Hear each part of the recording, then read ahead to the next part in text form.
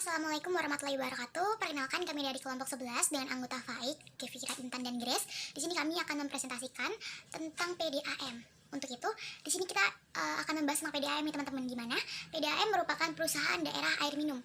Nah, PDAM ini merupakan perusahaan daerah sebagai sarana penyedia air bersih yang diawasi dan dimonitor oleh aparat-aparat eksekutif maupun legislatif daerah. Perusahaan air minum yang dikelola negara secara modern ini sudah ada sejak zaman penjajahan Belanda loh.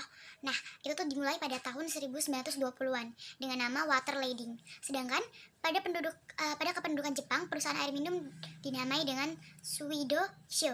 Jadi itulah tentang profil PDAM yang selanjutnya akan dilanjutkan oleh teman saya Faik. Silahkan.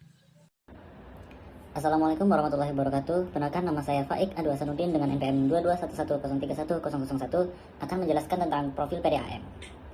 Pada tanggal 11 Maret 1976 dikeluarkan Peraturan Daerah atau Perda Nomor 2 Tahun 1976 yang mengatur tentang pendirian perusahaan air minum dengan nama PDAM Y Rilau, Kotamadya Daerah Tingkat 2 Tanjung Karang, Teluk Betung, dan merupakan salah satu badan usaha milik daerah Kotamadya Tingkat 2 Tanjung Karang sampai Teluk Betung. Dengan adanya perubahan nama Kotamadya Daerah Tingkat 2 Tanjung Karang, Teluk Betung menjadi Kotamadya Daerah Tingkat 2 Bandar Lampung. Sesuai dengan Peraturan Daerah Nomor 24 Tahun 1983, maka nama perusahaan daerah air minum Y Rilau berubah menjadi Perusahaan Daerah Air Minum Y Rilau Kota Bandar Lampung. Sejarah PDAM tahun 1900 sampai 1945. Pada tahun 1905 terbentuklah pemerintah Kota Batavia, dan pada tahun 1918 berdiri PAM Batavia dengan sumber air bakunya berasal dari mata air Ciomas. Pada masa itu penduduk kurang menyukai air sumur bor yang berada di lapangan Banteng karena bila dipakai menyeduh teh menjadi berwarna hitam atau kandungan besinya tinggi. Pada tahun 1945 sampai 1965. Pada tahun 1953 dimulai pembangunan kota baru Kebayoran di Jakarta. Pada saat itu dilakukan pelimpahan urusan air minum ke pemerintahan provinsi Pulau Jawa dan Sumatera hingga tahun 1959 terbentuk Jawatan Teknik Penjahatan yang mulai mengurusi air minum. Dimulai pembangunan air minum di kota Jakarta, Bandung, Manado, Banjarmasin, Padang, dan Pontianak dengan sistem turnkey project. Dari pemerintah Prancis terbitlah UU Nomor 5 Tahun 1962 tentang perusahaan daerah. Tahun 1965 sampai 1969. Waduk dibangun di wilayah Jawa Barat dengan membendung Sungai Citarum, yaitu Waduk Jatiluhur, Waduk Citarata, dan Waduk Saguling. Waduk Jatiluhur seluas sekitar 8.300 hektar dimanfaatkan untuk mengairi sekitar 240.000 hektar sawah di 4 kabupaten di utara Jawa Barat. Air waduk yang digunakan untuk PLTA dengan kapasitas terpasang 150 MW dan sumber air baku untuk air minum Jakarta. Sekitar 80% kebutuhan air baku untuk Jakarta dipelosok dari waduk ini melalui saluran Tarum Barat. Tahun 1969 sampai 1973. Dalam Berita 1 1969 sampai 1973, kebijaksanaan pembangunan air minum dititik beratkan pada rehabilitas maupun perluasan sarana-sarana yang telah ada serta peningkatan kapasitas produksi melalui pembangunan baru dan seluruhnya didanai oleh APBN. Target pembentukan sebesar 8.000 per detik. Pembangunan air minum melalui pinjaman OECF atau Overseas Economic Cooperation Fund dilakukan di kota Jambi, Purwokerto, Malang, Banyuwangi, dan Samarinda. Pada tahun 1974 sampai 1978, pemerintah mulai menyusun rencana induk air bersih, perencanaan rinci, dan pembangunan fisik di sejumlah kota pembangunan air minum di 106 kabupaten atau kota, yang dilanjutkan pembentukan BPAM, Badan Pengelola Air Minum, sebagai embrio PDAM yang mengelola prasarana dan sarana air minum juga dibangun. Tahun 1979 sampai 1983. Pelita 3, 1979 sampai 1983. Pembangunan sarana air minum diperluas sampai kota-kota kecil dan ibu kota kecamatan melalui pendekatan kebutuhan dasar. Pada awal tahun 1981 pula diperkenalkan dekade air minum atau water decade yang dideklarasikan oleh PBB. Pada tahun 1984 sampai 1988. Pada Pelita 5, pembangunan sarana air minum mulai dilaksanakan sampai desaan. Target pedesaan sebanyak 40 juta jiwa di 3.000 desa. Pada tahun 1998 sampai sekarang.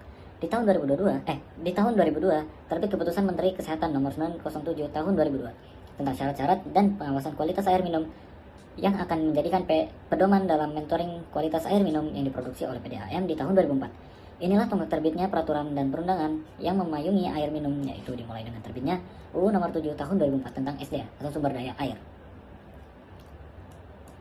Strategi harga yang diterapkan oleh PDAM adalah First Degree Price Discrimination, Perfect Price Discrimination.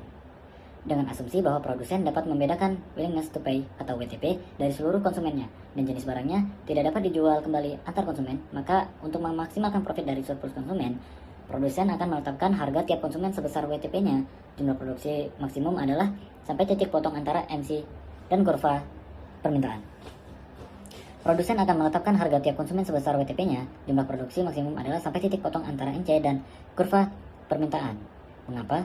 Dalam hal ini profit atau variabel monopolis adalah PI minus M menjadikan pedoman dalam mentoring kualitas air minum yang diproduksi oleh PDAM di tahun 2004. Inilah tonggak terbitnya peraturan dan perundangan yang memayungi air minum, yaitu dimulai dengan terbitnya UU Nomor 7 Tahun 2004 tentang SDA atau sumber daya air. Baik, terima kasih atas waktu dan kesempatan yang telah diberikan kepada saya. Perkenalkan, nama saya Indah Gracia Boris Laban dengan NPM 221103135. Berikut ada materi yang akan saya jelaskan. Yang pertama adalah strategi harga. Strategi harga yang digunakan oleh PDAM adalah first degree price discrimination, perfect price discrimination, dengan asumsi bahwa produsen dapat membedakan willingness to pay atau WTP dari seluruh konsumennya dan jenis barangnya tidak dapat dijual kembali antar konsumen. Maka untuk memaksimalkan profit dari surplus konsumen ini harus dengan dua kondisi. Yang pertama adalah produsen akan menetapkan harga tiap konsumen sebesar WTP-nya. Jumlah produksi maksimum adalah sampai dengan titik potong antara MC dengan kurva permintaan. Dengan kondisi kedua, ada produsen akan menetapkan harga tiap konsumen sebesar WTP-nya. Jumlah produksi maksimum adalah sampai titik potong antara MC dan kurva permintaan. Mengapa? Karena dalam hal ini, profit atau variabel monopolis adalah PI, di mana PI adalah PI dikurangi MC, di mana I adalah konsumen atau jumlah barang ke I. Dan P adalah tingkat harga dan MC adalah biaya marginal. Dalam hal ini, konsumen ke I bersesuaian dengan Ki bintang atau Ki keseimbangan. Yang kedua adalah strategi pemasaran dan pelayanan. Perusahaan daerah air minum atau PDAM Wairau adalah melaksanakan penjualan air bersih dengan mendistribusikan langsung ke pelanggan tanpa melalui lembaga perantara. Intake yang merupakan tempat penampungan air sumber daya, sedangkan WTP adalah tempat pengolahan air sumber menjadi air baku hingga siap sekali menjadi produk perusahaan yang akan dialirkan melalui pipa-pipa penyaluran ke pelanggan. Pengaturan distribusi yang tepat akan merata dan menyebabkan tercapainya tujuan perusahaan yang telah ditetapkan sebelumnya. Kemudian yang ketiga adalah pasar monopoli. Pasar monopoli adalah suatu bentuk pasar di mana sebuah penjual tunggal menguasai pasar atau monopolis, berkuasa untuk menentukan harga dan tidak punya barang sejenis yang hampir sama. Pada pasar monopoli tidak terdapat jenis barang lain yang sejenis dan tidak ada pesaing lain bagi sebuah perusahaan, serta pasar ini sulit dimasuki bagi pendatang-pendatang baru. Sekian materi dari saya, selanjutnya akan saya disampaikan oleh rekan saya. Terima kasih.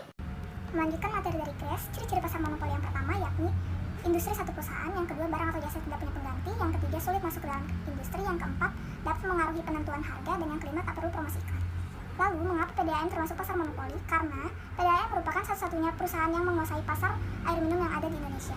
Hak monopoli ini didapat dari pemerintah karena PDAM adalah perusahaan kelolaan BUMD atau Badan Usaha Milik Daerah yang bergerak di bidang pelayanan air minum. Sekian dari kelompok kami. Wassalamualaikum warahmatullahi wabarakatuh.